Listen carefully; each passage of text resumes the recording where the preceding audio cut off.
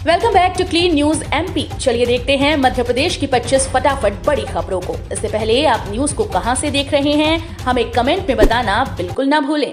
साथ ही हमारे Facebook page को भी फॉलो करें। फेसबुक पेज का लिंक डिस्क्रिप्शन में दिया गया है। हवाई सेवा से जुड़ेंगे प्रदेश के 8 शहर। पहली फ्लाइट 13 जून से। प्रदेश के 8 शहरों को हवाई सेवा से जोड़ने के लिए पीएम श्री पर्यटन वायु सेवा का शुभारंभ भोपाल से 13 जून को मुख्यमंत्री डॉक्टर मोहन यादव करेंगे। इन शहरों में भोपाल, इंदौर, जबलपुर, रीवा, उज्जैन, ग्वालियर, सिंगरौली एवं खजुराहो शामिल है। 6 सीटर वाले 2 एयरक्राफ्ट इन शहरों के बीच उड़ान भरेंगे। पहली फ्लाइट भोपाल, जबलपुर, रीवा, सिंगरौली की होगी। एमपी कैबिनेट में बड़ा फैसला, 46,000 से ज्यादा पदों पर होगी बहाली। एमपी में सीएम मोहन की अध्यक्षता में हुई कैबिनेट बैठक में कई अहम फैसले लिए गए हैं। सरकार ने इसमें प्रदेश में प्रमोशन न होने से खाली पड़े 1,214 पदों पर डॉक्टरों की भर्ती का निर्णय लिया है। इनमें से 607 पदों पर सीधी भर्ती होगी। साथ ही 46,491 नए पदों पर तृतीय श्रेणी, चतुर्थ श्रेणी और पैरामेडिकल स्टाफ की भर्ती की जाएगी। इसके अलावा बिजली सब्सिडी के लिए 24,420 करोड़ रुपए की मंजूरी दी गई है। एमपी में 13 जून से शुरू होगी पीएम श्री पर्यटन वायु सेवा। मध्य प्रदेश में 13 जून से पीएम श्री पर्यटन वायु सेवा शुरू हो रही है। प्रदेश में पर्यटन स्थलों को हवाई सेवा से जोड़ने के लिए एमपी टूरिज्म ने ये पहल की है। इसके तहत प्रदेश के 8 शहरों भोपाल, इंदौर, जबलपुर, रीवा, उज्जैन, ग्वालियर, सिंगरौली व खजुराहो को 6 सीटर वाले 2 एयरक्राफ्ट के जरिए जोड़ा जाएगा। गुरुवार को मुख्यमंत्री मोहन यादव हरी झंडी दिखाकर इसका शुभारंभ करेंगे। मैं अनुरोध करता हूं कि पीएम मोदी को भी ज्ञान दे भागवत। आरएसएस प्रमुख मोहन भागवत के बयान पर कांग्रेस नेता दिग्विजय सिंह ने कहा कि भागवत पीएम नरेंद्र मोदी को भी ज्ञान दे। भागवत ने बीते दिन नागपुर में मणिपुर का जिक्र करते हुए कहा था कि वहां 1 साल भी शांति नहीं है। स्थिति पर प्राथमिकता से विचार करने की जरूरत है। साथ ही लोकसभा चुनाव नतीजों पर उन्होंने कहा था कि चुनावी बयानबाजी से ऊपर उठकर राष्ट्र के सामने मजबूत समस्याओं पर ध्यान देने की जरूरत है। मालवा निमाड़ में बढ़ा महिला नेतृत्व का दबदबा। कविता पाटीदार के बाद सावित्री का भी केंद्र ने बढ़ाया कद। भाजपा अब राजनीति में महिला वर्ग की भागीदारी भी बढ़ाना चाहती है। शुरुआत मालवा निमाड़ से की गई है। मध्य प्रदेश में महिला कोटे से केंद्रीय मंत्रिमंडल में धार सांसद सावित्री चौहान को जगह दी गई है। मंत्री पद के लिए जब सावित्री को बुलावा आया तो खुद उन्हें विश्वास नहीं हुआ। संघ की तरफ से भी सावित्री का नाम आगे बढ़ाया गया। इससे पहले मोदी सरकार ने कविता पाटीदार को राज्यसभा में भेजा था। कविता को भाजपा की प्रदेश कार्यकारिणी में भी महत्वपूर्ण पद दिया गया है। बिजली चोरी रोकने के लिए कंपनी की पहल, 5 जुलाई से लगेंगे स्मार्ट मीटर। 5 जुलाई से शहर में घर घर में स्मार्ट मीटर लगाने की शुरुआत होगी। बिजली चोरी रोकने के लिए आज से पुराने शहर के संवेदनशील इलाकों से ये काम शुरू होगा। इसके लिए सर्वे हो चुका है। पहले चरण में करीब 2,66,000 मीटर लगेंगे। ये अलग अलग चरणों में लगाए जाएंगे। जीतू पटवारी का नीट परीक्षा पर सवाल, बोले लाखों बच्चों का भविष्य असमंजस में है। नीट यूजी परीक्षा 2024 रिजल्ट को लेकर कांग्रेस लगातार सरकार को घेर रही है। मध्य प्रदेश में पीसीसी चीफ जीतू पटवारी ने अब प्रधानमंत्री नरेंद्र मोदी से सवाल किया है। उन्होंने कहा है कि डबल इंजन की सरकार को छात्रों के भविष्य को लेकर जवाब देना चाहिए। जीतू पटवारी ने एक्स पर लिखा है कि प्रधानमंत्री जी, डबल इंजन सरकार के नेतृत्व में प्रतियोगी परीक्षाओं से लेकर भर्ती परीक्षाओं तक यदि किसी प्रदेश में सबसे ज्यादा शर्मनाक दौर देखा है तो वह हमारा मध्य प्रदेश है। नीट के माध्यम से एक बार फिर देश के लाखों बच्चों का भविष्य गंभीर असमंजस का सामना कर रहा है। देह व्यापार करने वाली महिलाओं और कुष्ठ रोगियों को योग से मिलेगा नया जीवन। इंदौर की अंतर्राष्ट्रीय योग प्रशिक्षक कृष्णा गुरुजी इस बार भी योग दिवस पर योग को जन जन तक पहुंचाने का प्रयास करेंगे। हर साल की तरह इस बार भी 21 जून को कृष्णा गुरुजी ने योग पर कार्यक्रम आयोजित किया है। इस बार योग दिवस पर उनकी थीम है स्वयं और समाज के लिए योग। वे इस साल देह व्यापार करने वाली महिलाओं या कुष्ठ रोगियों को योग के माध्यम से नया जीवन देने का प्रयास करेंगे। सभी विभागों में खाली पदों पर करें भर्ती, प्राथमिकता में रखें सुशासन। सीएम मोहन यादव के निर्देश। सुशासन सरकार की प्राथमिकता है। विकास कार्यों में अनावश्यक विलंब ना हो। हर स्तर पर त्वरित निर्णय लेकर समय सीमा में कामों को पारदर्शिता के साथ पूरा किया जाए। योजनाओं को सही स्वरूप में धरातल पर उतारना ही विभागों का लक्ष्य होना चाहिए। इसके लिए विभागीय अधिकारी अधिक से अधिक मैदानी दौरे करें। सभी विभाग यह सुनिश्चित करें कि लोगों को सरकारी दफ्तरों के अनावश्यक चक्कर न लगाना पड़े। विभागों में खाली पड़े पदों पर भर्ती की जाए। यह निर्देश मुख्यमंत्री डॉक्टर मोहन यादव ने मंगलवार को मंत्रालय में आयोजित मंत्रियों वरिष्ठ अधिकारियों की बैठक में दिए। भोजशाला में अब मिला 3 फीट का पुरावशेष, बनी है धार्मिक आकृतियां। भोजशाला में भारतीय पुरातत्व सर्वेक्षण ने मंगलवार को 82वें दिन का सर्वे बाहर और भीतर दोनों स्थलों पर किया। प्रवेश गेट वाले क्षेत्र में कच्चे ओटले को तोड़कर खुदाई कराई गई। यहां उत्तरी भाग में टीम को 3 फीट का पुरावशेष मिला है, जो भोजशाला की स्तंभ का टुकड़ा है। हिंदू पक्ष ने दावा किया कि इस पर सनातन धर्म की आकृतियां बनी है। इसकी सफाई होने के बाद और भी स्थिति स्पष्ट। बीएड बीपीएड में 13 जून तक होंगे प्रवेश। तीसरे चरण के लिए सीटों का आवंटन 25 जून को। प्रदेश में शिक्षण और शारीरिक शिक्षण महाविद्यालयों में प्रवेश का दूसरा चरण आरंभ हो गया है। आवंटित सीटों पर प्रवेश लेने के लिए छात्र छात्राएं संबंधित महाविद्यालयों में पहुंचे। चयनित किए गए BEd, MEd, BPEd, MPEd, BEd, MEd, BA, BEd, BSc, BEd, BLEd व बीएड पाठ्यक्रम में प्रवेश संबंधी जानकारी प्राप्त की। कुछ छात्र छात्राओं ने आवंटित सीट पर प्रवेश सुनिश्चित किया। 12 जून तक ऑनलाइन पंजीकृत छात्र छात्राएं ही तीसरे चरण के लिए पसंदीदा कॉलेज के चयन का विकल्प चुन सकेंगे। तीसरे चरण के लिए अभिलेखों का ऑनलाइन परीक्षण और सत्यापन 13 जून को निर्देशित सहायता केंद्रों पर होगा। त्रुटि होने पर अभिलेखों में सुधार के लिए 15 जून तक का समय दिया जाएगा। तीसरे चरण के लिए सीटों का आवंटन 25 जून को होगा। 30 जून तक 208 करोड़ वसूलने का लक्ष्य, अब तक 65 करोड़ भी नहीं मिले।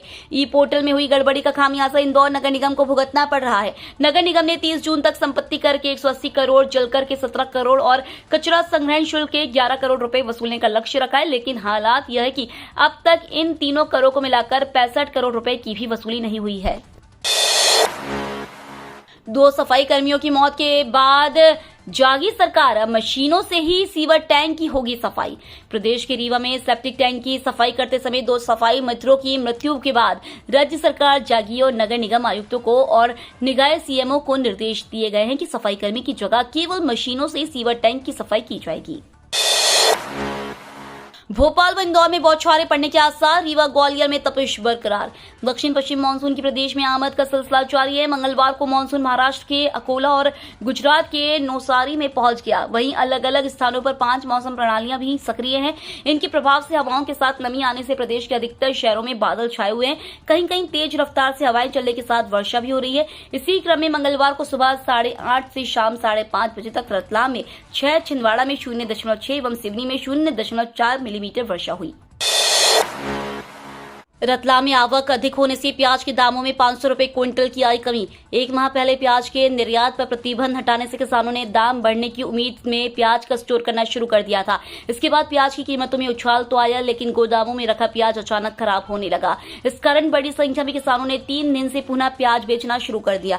इससे मंडियों में प्याज की आवक में बढ़ गई है। आवक बढ़ने से एक ही दिन में करीब 500 रुपए की गिरावट आई है। 10 मई को प्याज ऊंचे में 3001 रुपए क्विंटल बिका था, तो मंगलवार को 2513 रुपए क्विंटल बिका। प्याज के दामों में 500 रुपए क्विंटल की कमी आई है।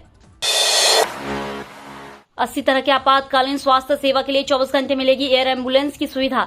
प्रदेश में 80 तरह की आपातकालीन स्वास्थ्य सेवाओं के लिए पीएम श्री एयर एम्बुलेंस सुविधा मिलेगी। दुर्घटना या आपदा के प्रकरण में संभाग के अंदर पीड़ित को निःशुल्क परिवहन के लिए जिले के सीएमएचओ की अनुशंसा पर कलेक्टर संभाग के अंदर स्वीकृति प्रदान कर सकेंगे। स्वास्थ्य विभाग के उप मुख्यमंत्री राजेंद्र शुक्ला ने मंगलवार को पीएम श्री एयर एम्बुलेंस सेवा की समीक्षा की। शुक्ला ने कहा कि अधिक से अधिक आमजन तक इस सुविधा की जानकारी पहुंचाएं। पीएम मोदी के समर्थकों से खास अपील, कहा सोशल मीडिया से हटा लें मोदी का परिवार। लोकसभा चुनाव संपन्न होने के बाद लगातार तीसरी बार केंद्र में अब एनडीए की सरकार है। इस बीच प्रधानमंत्री नरेंद्र मोदी ने सोशल मीडिया पर अपने नाम के आगे मोदी का परिवार लिखने वाले समर्थकों का आभार जताया है और साथ ही उनसे अब इसे हटाने का आग्रह किया है। उन्होंने कहा, चुनावी अभियान के दौरान देश भर के लोगों ने मेरे प्रति स्नेह जताते हुए अपने सोशल मीडिया हैंडल पर मोदी का परिवार जोड़ा। इससे मुझे बहुत ताकत मिली। भारत की जनता ने एनडीए को लगातार तीसरी बार बहुमत दिया है, जो एक तरह का रिकॉर्ड है, और हमें अपने देश की भलाई के लिए काम करते रहने का जनादेश दिया है। सुप्रीम कोर्ट ने नीट परीक्षा रद्द करने से किया इनकार। नीट परीक्षा रद्द करने की मांग को लेकर लगी याचिका पर सुप्रीम कोर्ट में सुनवाई चल रही है। सुनवाई के दौरान एससी ने परीक्षा रद्द करने और काउंसलिंग पर रोक लगाने से इनकार करते हुए एनटीए को नोटिस जारी किया है। कोर्ट ने कहा, परीक्षा की शुचिता प्रभावित हुई है, एनटीए का पक्ष जानना जरूरी है। नीट पर एनटीए को जवाब देना होगा। परीक्षार्थियों ने गड़बड़ी का आरोप लगाते हुए नीट परीक्षा रद्द करने की मांग की है। महाराष्ट्र में एकनाथ और अजीत के 40 विधायक कांग्रेस के संपर्क में। महाराष्ट्र सरकार में बड़ी टूट की आशंका है। विधानसभा में कांग्रेस के नेता सदन विजय वडेट्टीवार ने दावा किया है कि एकनाथ शिंदे की शिवसेना और अजीत पवार की एनसीपी के 40 विधायक उनके संपर्क में हैं। ये विधायक घर वापसी करना चाहते हैं। विजय ने कहा कि आगामी विधानसभा चुनाव में शरद पवार की एनसीपी और उद्धव की शिवसेना और कांग्रेस की सरकार वापस लौटेगी। लोकसभा चुनाव में महाविकास आघाड़ी को कुल 150 विधानसभा सीटों पर जीत मिली है। मोदी कैबिनेट गठन के बाद राज्यों को मिला पैसा, सबसे ज्यादा यूपी को। केंद्र ने जून के लिए राज्यों को 1,39,750 करोड़ का टैक्स डिवोल्यूशन जारी करने की मंजूरी दे दी है। टैक्स डिवोल्यूशन केंद्र राज्यों के बीच टैक्स रेवेन्यू का डिस्ट्रीब्यूशन सिस्टम है। केंद्र जो भी टैक्स कलेक्ट करती है उसका 41% राज्यों को एक वित्त वर्ष में 14 किश्तों में वितरित करती है। अभी सबसे ज्यादा टैक्स डिवोल्यूशन यूपी को 25,069 करोड़, बिहार को 14,056 करोड़ और एमपी को 10,970 करोड़ रुपए मिला है। हरीश पटेल को मिला Dada Saheb Phalke best cinematographer award. Damoh के खचरी मोहल्ला में रहने वाले हरीश पटेल बॉलीवुड में बतौर सिनेमेटोग्राफर दमोह का नाम रोशन कर रहे हैं। एक बार फिर उन्होंने दमोह का नाम दुबई में चमकाया है। दक्ष नागरिक फाउंडेशन द्वारा आयोजित दादा साहेब फाल्के सिने आर्टिस्ट एवं टेक्नीशियन अवार्ड 2024 के लिए उन्हें चुना गया है।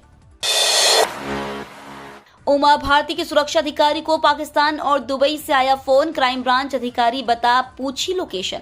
मध्य प्रदेश की पूर्व मुख्यमंत्री और भाजपा की फायर ब्रांड नेता उमा भारती की सुरक्षा में तैनात अधिकारी को पाकिस्तान और दुबई के नंबरों से व्हाट्सएप कॉल आया। उन्होंने बार बार पुलिस इंस्पेक्टर से लोकेशन पूछी और खुद को क्राइम ब्रांच का बताया। बता दें कि कॉल लगाने वालों ने इंस्पेक्टर से कहा कि वे क्राइम ब्रांच से बोल रहे हैं और पूछताछ के लिए उन्हें आना है। सवारी की जान जोखिम में डालकर ई रिक्शा चालक बन गया खतरों के खिलाड़ी। उज्जैन में लगता है इन दिनों कुछ ई रिक्शा चालकों पर खतरों के खिलाड़ी बनने का शौक कुछ ज्यादा ही छाया हुआ है। यही कारण है कि ई रिक्शा चालक क्षमता से अधिक सवारियों को भरकर ओवरलोडिंग कर इन गाड़ियों को चला रहे हैं। शहर में एक वीडियो तेजी से वायरल हो रहा है जिसमें ई रिक्शा में 1-2 नहीं बल्कि ड्राइवर सहित कुल 7 सवारियां बैठी हुई हैं। इस वीडियो को जो भी देख रहा है वह ई रिक्शा चालक के खिलाफ कड़ी से कड़ी कार्रवाई की मांग कर रहा है। अस्पताल में भर्ती होने पर नहीं खर्च करना पड़ेगा पैसा, घंटे भर में होगा इलाज का इंतजाम। बीमा पॉलिसी बेचते समय 2 कंपनियां बड़े बड़े वादे और दावे करती है, लेकिन क्लेम के समय नया नया बहाना खोजना शुरू कर देती है। खासकर हेल्थ इंश्योरेंस के मामले में ज्यादा दिक्कत आती है। यह खुलासा हाल ही में हुए एक सर्वे में हुआ था जिसमें कहा गया कि करीब 42% पॉलिसी होल्डर्स को इलाज के बाद क्लेम पाने में दिक्कतों का सामना करना पड़ा। 42% का आंकड़ा काफी ज्यादा होता है और इसी बात को गंभीरता से लेते हुए बीमा नियामक IRDAI ने कंपनियों की नकेल कस दी है। IRDAI ने मास्टर प्लान जारी कर बीमा कंपनियों से 2 टूक कहा है कि इस काम में देरी नहीं होनी चाहिए और हर हाल में 31 जुलाई तक सुविधा लागू कर दी जाए। ऐसे में माना जा रहा है कि 1 अगस्त 2024 से सभी हेल्थ इंश्योरेंस पॉलिसी होल्डर्स को इसकी सुविधा मिलनी शुरू हो जाएगी। गृह मंत्रालय का कामकाज संभालते ही अमित शाह ने लिया यह संकल्प। केंद्रीय मंत्री अमित शाह ने मंगलवार को मोदी 3.0 कैबिनेट के तहत लगातार दूसरे कार्यकाल के लिए भारत के गृह मंत्रालय का कार्यभार संभाला। नए कार्यकाल का कामकाज संभालते ही अमित शाह ने साफ कर दिया कि आगामी 5 सालों में क्या क्या काम किया जाएगा और किन क्षेत्रों पर अधिक फोकस किया जाएगा। अमित शाह ने कहा कि नई सरकार देश की सुरक्षा के लिए अपने प्रयासों को अगले स्तर तक ले जाएगी। आतंकवाद, उग्रवाद और नक्सलवाद के खिलाफ भारत की लड़ाई जारी रहेगी। तो ये थी आज की 25 फटाफट बड़ी खबरें। अगर आपको न्यूज पसंद आई हो तो वीडियो को लाइक और शेयर जरूर करें। धन्यवाद।